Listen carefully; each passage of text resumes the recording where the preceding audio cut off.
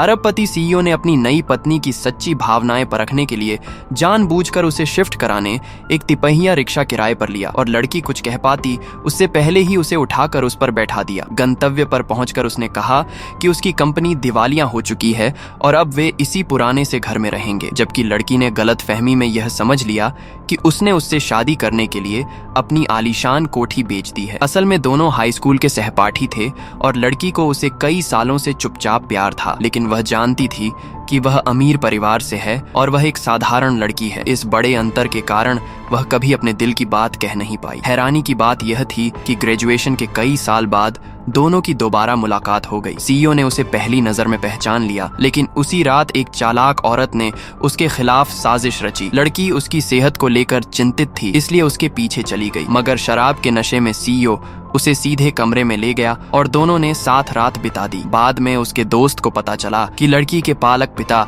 गंभीर रूप से बीमार हैं और ऑपरेशन के लिए बड़ी रकम चाहिए। उसने गलत समझ लिया कि लड़की सिर्फ पैसे के लिए सीईओ के पास आई है, लेकिन सीईओ ने फोन काट दिया और अकेले ही उस अस्पताल पहुंचा जहां लड़की के पालक पिता भर्ती थे। उस समय लड़की बेहद बेबस थी। $8 लाख का मेडिकल खर्च था और सारे दोस्तों से मदद मांगने के बाद भी पैसे पूरे नहीं हो पाए। वह जमीन पर बैठकर चुपचाप रो रही थी। तभी सीईओ उसके सामने आ गया और उसने एक सौदा रखा कि अगर वह उससे शादी कर ले तो वह उसके पालक पिता का इलाज करवाएगा। काफी मानसिक संघर्ष के बाद लड़की ने यह प्रस्ताव स्वीकार कर लिया। जब वह सीईओ के साथ उस पुराने घर में आई तो उसे लगा कि वह घर देखकर नाखुश होगी, लेकिन लड़की उल्टा अपराध बोध से भर गई कि उसके पिता के इलाज के कारण ही पति को इतना छोटा घर लेना पड़ा है। उसने मन ही मन ठान लिया कि वह कड़ी मेहनत कर पैसे कमाएगी और अपने पति का कर्ज चुकाएगी। सीईओ यह देखकर हैरान था कि लड़की उसकी दिवालियापन की हालत को बिल्कुल तुच्छ नहीं समझ रही। फिर भी उसे लगा कि वह दिखावा कर रही है, लेकिन जब उसने लड़की की डिजाइन बुक खोली और उसमें अपनी ही तस्वीर देखी, तब जाकर उसे अपनी पत्नी के सच्चे प्यार का एहसास हुआ।